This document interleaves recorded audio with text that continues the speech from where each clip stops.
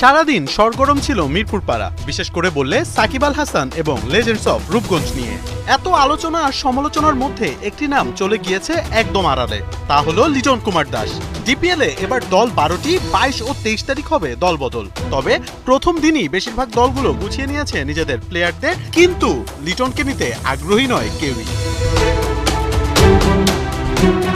Champions ট্রফির দল থেকে বাদ পড়েছিলেন অফ ফর্মের কারণে, কিন্তু বাদ পড়েই দেখিয়েছিলেন নিজের ক্যারিশমেটিক পারফরমেন্স। বিপিএল এ তুলে নিয়েছিলেন রেকর্ড গড়া সেঞ্চুরি। ন্যাশনাল টিমে জায়গা নাই পেতে পারেন, কিন্তু ঘরোয়া টুর্নামেন্টে কেন জায়গা হলো না এই ক্লাসিক্যাল ব্যাটসম্যানের? উত্তরটা টাকা। লিটন নিজের পারিশ্রমিক চেয়েছিলেন প্রায় 40 লাখ টাকা, কিন্তু এত টাকা দিয়ে তাকে দলে নিতে আগ্রহী নয় কেউই। আবার দলগুলোর প্রস্তাবিত অর্থেও খেলতে আগ্রহী পাচ্ছেন না এলকেজি। বিপিএলে এবার দারুণ ফর্মে ছিলেন লিটন কুমার দাস।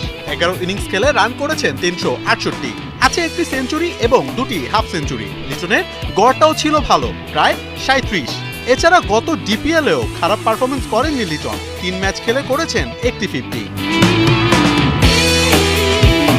আন্তর্জাতিক ক্রিকেটে 7000 রান এবং ফার্স্ট ক্লাস ক্রিকেটেও 7000 রান। ইন্টারন্যাশনাল ক্রিকেটে 9টি সেঞ্চুরি এবং ফার্স্ট ক্লাস ক্রিকেটে 19টা সেঞ্চুরি।